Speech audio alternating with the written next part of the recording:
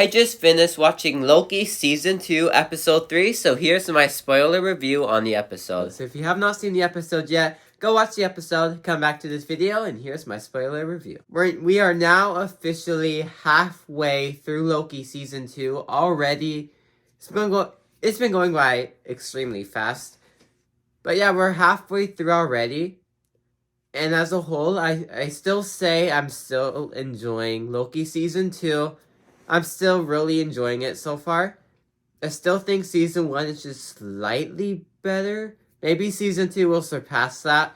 But so far, I am really liking Loki Season 2 so far. And one more thing. This episode was 58 minutes long. And I felt like this was, I wouldn't say the fastest paced episode. Well, all these episodes so far for Season 2 have been really fast paced. It's just that this one was 58 minutes and it felt like it was 30. Not all the other episodes done that same thing, but they weren't an hour long. They were like 48, 51 minutes long. They weren't this long. And this episode just went by extremely fast. I was surprised when this episode ended that the episode was already done. The moment this ending happened, it started zooming out. I'm like, do not. I swear, if you end here, and it cut the credits, I'm like, are you kidding me? Why do you end here? Miss Minute says that there's something she knows that King knows that will make her mad.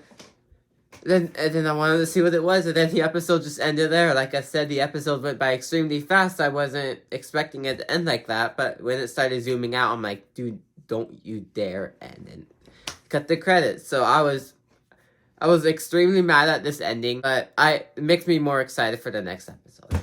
Now, talking about the episode itself, this is my least favorite episode for this season so far. It's still a good episode. It's just my least favorite one. I still really like this episode. It's just my least favorite one of this season so far. All of that is from mixed aspects in here.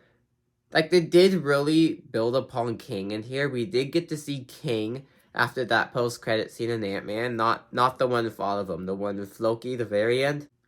Because I felt like this entire episode just built up King as this, like, sweet guy. This, like, chill dude who just wants to be a scientist.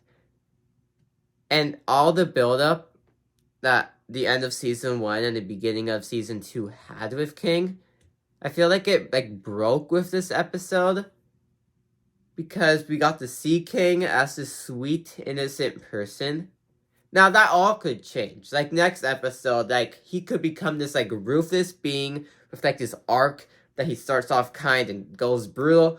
Yeah, that could completely change. But my opinion right now is that this episode presented him as a nice guy. As in, end of Loki, start of Loki Season 2, Ant-Man Quantumania, even though they didn't do it well. Well, they did, but could have done it better. He's actually the villain, and he has this threat to him. But like I said, this episode, he's a kind person, and it takes away all that building up that it had, and made you actually care for this character. Well, at least in my opinion, that's what was happening. The end of episode 2, all those branches were, destroyed. Then we cut to this episode. We don't even talk about that at all. We don't even talk about it at all. We just ignore that even happened. And I'm very disappointed by that. You can't just end episode 2 like that, completely ignore it, and then go right back into episode 3.